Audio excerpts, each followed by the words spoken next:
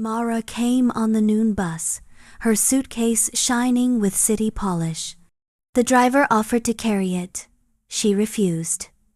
The way people refuse help when they've already decided they will have to rescue someone. Lyra met her at the post office where the road turned to gravel. "You look different," Mara said. Lyra smiled. I stopped holding my breath. Mara blinked, uncertain whether that was metaphor or confession. "You sound like one of Dad's old records played backward." "I think it's forward," Lyra said. They walked toward the cottage in silence. The lake glittered through the birches, innocent as a secret freshly washed. Mara kept glancing at it, her city shoes crunching on damp gravel. "I've heard stories," she said finally. "The baker's wife says there's a thing in the water that talks." Lyra didn't answer. "You don't believe that, right?" "I believe it talks," Lyra said. "Whether it's a thing or not depends on who's listening." Mara sighed, opening her umbrella even though the sky held only thin clouds. "I knew you'd start talking like a poet." "Maybe that's the point," Lyra said. "To sound like myself before someone edits the meaning out." That evening, thunder whispered on the horizon. The sisters ate bread and honey in silence until Mara spoke again. "I came because I'm worried." "You always come because you're worried. This time it's different. People say you stand in the water for hours." "I do." "Do you hear yourself?" "Yes," Lyra said. "For once." Mara set her fork down carefully. "You sound enchanted." "That's one word," Lyra said. "What's the other?" "Alive." When night fell, the air thickened with insects and the smell of wet stone. Mara slept uneasily on the sofa, muttering in dreams that borrowed the cadence of office meetings. Lyra slipped outside. The moon rode low, wide enough to be mistaken for a door left half open. She carried no lantern. The lake itself glowed faintly, a pulse beneath the surface. "Kyle," she whispered. Mist rose like breath, answering breath. "She doesn't like me," he said, voice smooth as a submerged stone. "She doesn't know you." Asterisk. That's the same thing for many people. Asterisk. She's scared. Fear is a kind of worship, the wrong kind. Lyra crouched, letting her fingers rest on the surface. "She thinks you'll take me." "She's right." Lyra's heartbeat tripped. "What?" "Not the way she fears. Every meeting costs something. You breathe with me. The world above loses your scent a little more each time." "Is that the price?"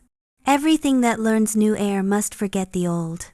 She stared at her reflection, noticing how its edges blurred as if the lake were gently editing her outline.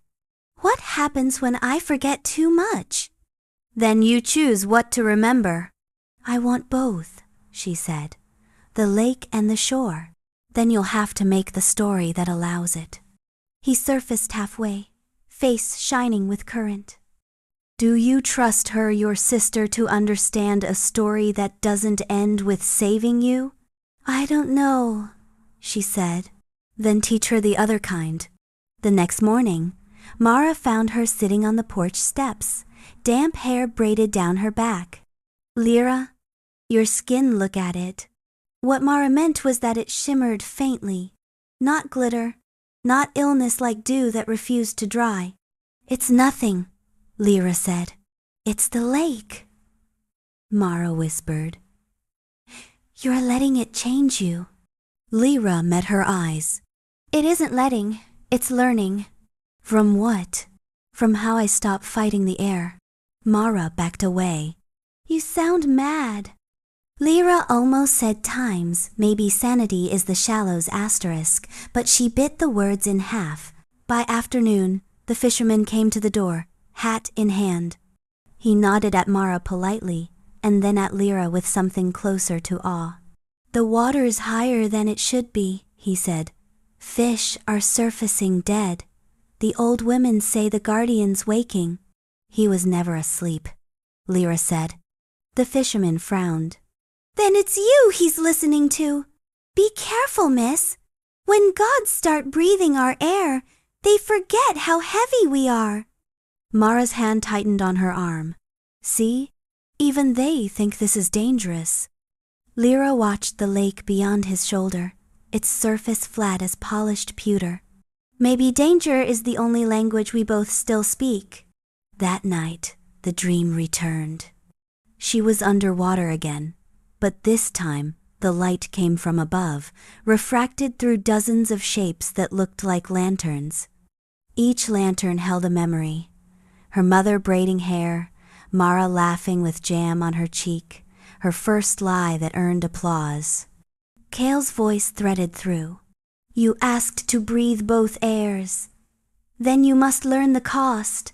"What cost?" "Keeping too much light burns." She reached for one lantern, the one that held Mara's laugh. It dissolved at her touch, scattering into small bubbles that became rain in the waking world. She woke with her pillow wet. Mara sat by the window, eyes red, suitcase half packed. "I'm leaving," she said. "You can come with me." Lyra shook her head. "I can't." "Because of times, him asterisk?" "Because of me." Mara looked toward the lake. "It'll drown you." "It's teaching me not to." Mara's voice broke. "You sound like Mom before she..." She stopped. The sentence drowned itself. Lyra stood, crossed the room, and took her sister's hands. "Breathe," she said. "What?"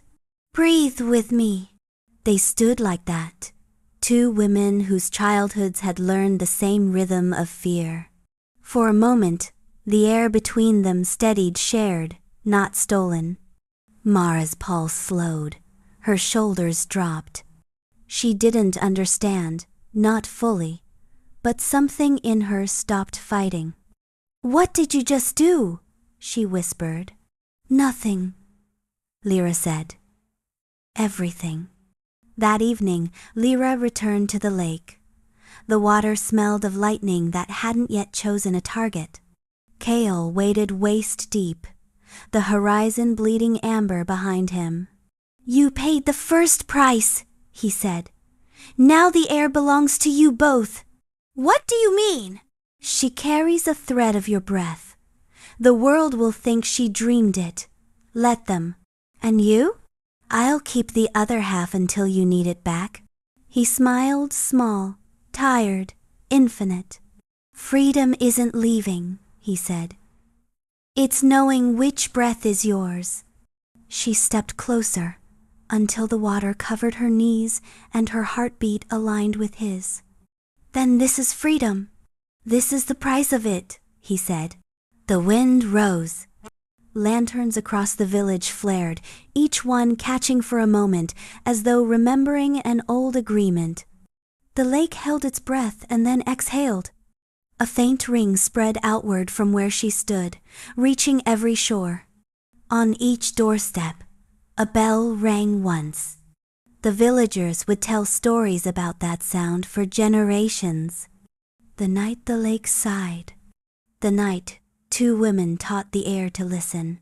The next morning the lake lay flat as hammered metal, clouds bruised violet above it.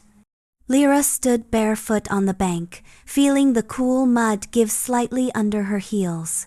The air carried a strange hush, as though every living thing were waiting for a verdict. Down the slope, the fisherman was already at work, pulling his net through the shallows. He stopped when he saw her. "Water's gone strange," he called. "Turns the net back on itself. Never seen that." "It's remembering how to hold," she said. He made the sign of the cross without thinking. "Tell it not to hold too tight." In the village square, the story had already started to grow legs. The baker told customers that the lake spirit had taken a bride. Children whispered that the woman with city hair had taught the monster to breathe. The old women said this was how floods began. Mara sat at the cafe table, sketching spirals on a napkin with the tip of her spoon. "Did you know they're talking about you?" she said when Lyra arrived. "They always were, only the topic changes." Mara smiled faintly. "They think you've bewitched the lake. Maybe it bewitched me. Do you mind?" Lyra considered. "I think it's the first time anyone believed I could change anything." Mara's gaze softened. "You look steady." "I am, but it's like standing on two mirrors. You never know which one is the floor." That night, mist came early. The moon, almost whole again, balanced over the water like a coin on its edge. Kale waded waist-deep, the current trembling around him. His light was fainter now, as if he were burning his last oil. "You've been heard," he said. Their words reach the water before their feet. They're afraid of what they don't understand. Then give them something else to understand. "How?" "Bring them here when I surface. Let them see that fear can wear a face that listens. They might destroy you. Then I'll be free of their need for me." He looked toward the far shore, where lanterns glimmered like waiting eyes. Asterisk. A guardian who isn't needed becomes a ghost. I've worn that mask too long. Asterisk. Why tell me this now? Because you can still choose a body to keep. She stepped forward until the water reached her waist. What happens if you vanish? Then the lake becomes itself again. It won't remember my name, only the shape of being forgiven. I don't want forgiveness, she said. I want the world that made you to change. Then surface twice, he said. Once for you, once for them. Morning. A storm without rain rolled above the hills. Lyra walked into the village square carrying the bronze bowl. The fisherman followed, hat pressed to his chest. The baker came after him, flour still on her arms. Even the children who had drawn the chalk spirals trailed behind, silent now. At the well in the center, she filled the bowl with water from the bucket. It glowed faintly the lake, recognizing its own echo. Watch, she said. The crowd leaned closer. The surface began to stir. Kale's reflection rose, then steadied, half light, half shadow. No monstrous horns, no claws, only a face built from the calm of deep places. Someone gasped. The fisherman whispered, "Guardian." A child said, "He looks kind." Kale's voice came through the water, low and even. You called me fear and built walls around my name. I waited for a voice that called me by what I was, the depth you wouldn't drown to find. The air thickened. Even the wind forgot itself. She did not come to tame, he said, nodding toward Lyra. She came to listen. So can you. The reflection rippled once, twice, and then the water stilled.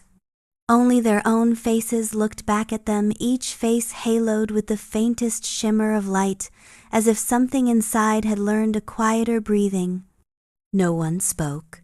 Then the baker whispered, "It's just water." "Yes," said Lyra. "And so are we." That evening the lake was truly calm.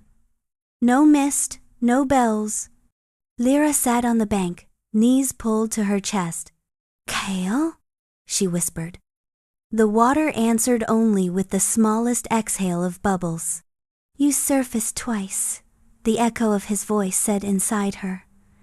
"Now breathe for both." She closed her eyes.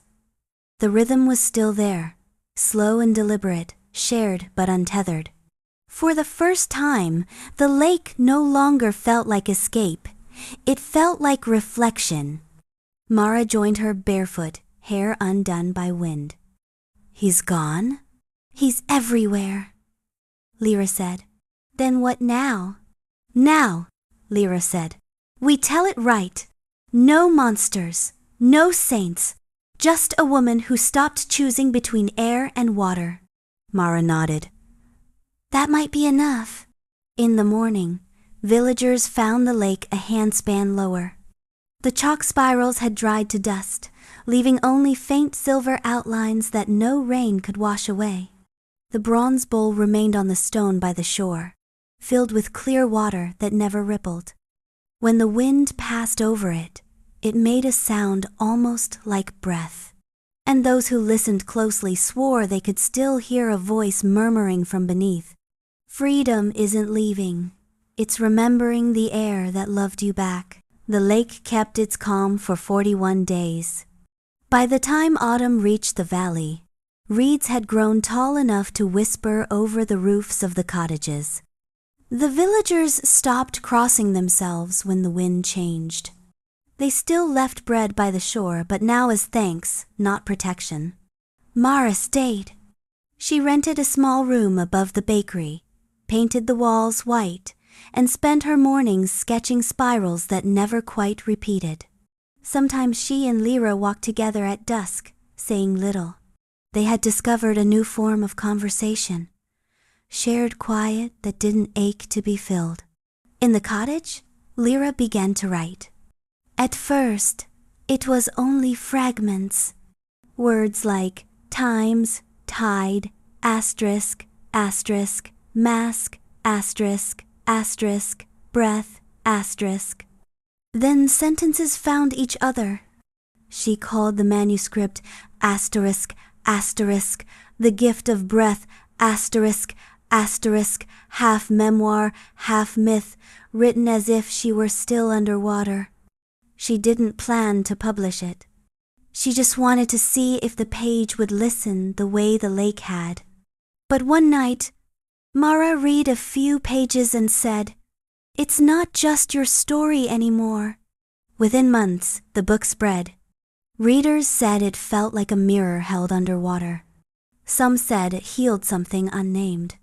Some said it ruined them in the best possible way. Book clubs called it Times a Love Story Where No One Owns Anyone. Asterisk. On social feeds, people underlined the same sentence until it glowed. Breathe together, and what is broken mends slower.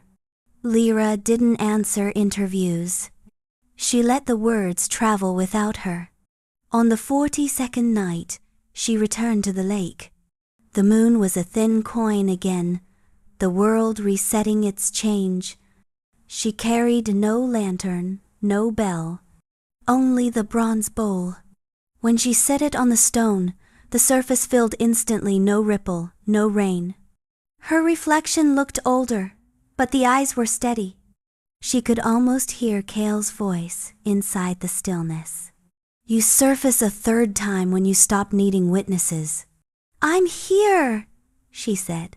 Wind pressed a line across the water, then smoothed it. From beneath, a small shimmer rose, a single bubble that broke without sound. Inside it she smelled metal, storm, and the faint sweetness of bread cooling on a windowsill. Thank you, she whispered. No answer came. There didn't need to. Weeks later, Mara found the bowl empty, its bottom etched with a faint spiral that hadn't been there before. When she poured water in, it stayed clear for a moment and then began to hum soft, low, like someone breathing through stone. Mara smiled. She carried it to the bakery window, where morning light could rest inside.